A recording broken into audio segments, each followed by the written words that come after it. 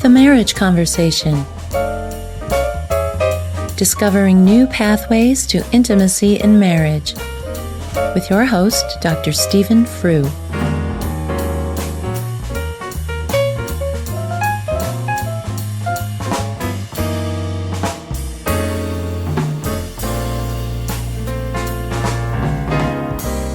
Do you remember a time of great personal pain, a wound or betrayal that stays with you and perhaps haunts you and in some way contaminates your ability to relate?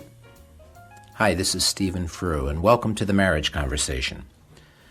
Many of us are wounded, but for some, the wounds seem to get in the way of loving relationship.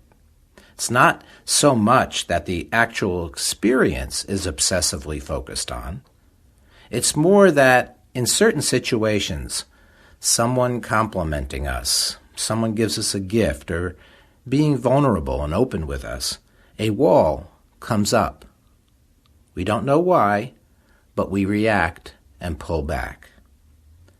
I left home at 13 and a half years old with my parents' approval. I left to live on a farm in Pennsylvania and become a farmhand. We lived in what could be called the inner city of northern New Jersey, and it was depressing and even dangerous for me. My father drove me an all-day trip out to the farm. I had only a small cardboard suitcase. As I was saying goodbye, he turned his back, got in the car, and drove off.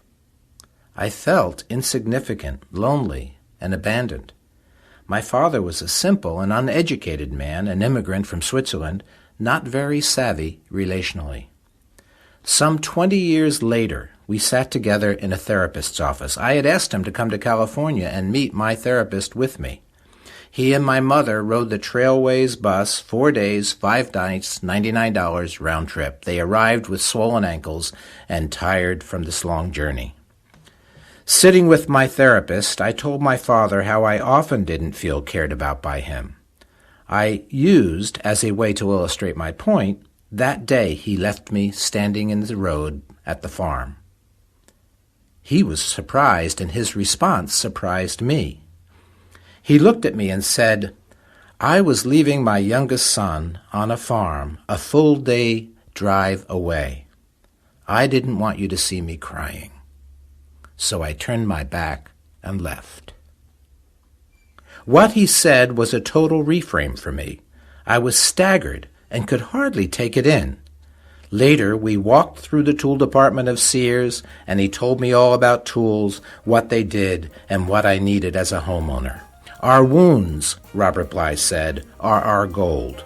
All we have to do is mind them." This is Stephen Frew, and you've been listening to The Marriage Conversation. Thanks for listening.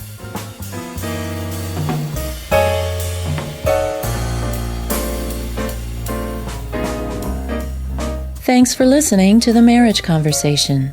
If you have any comments or questions, we'd love to hear from you. Send your emails to stephen@marriageconversation.com or leave a comment on the blog at www.marriageconversation.com.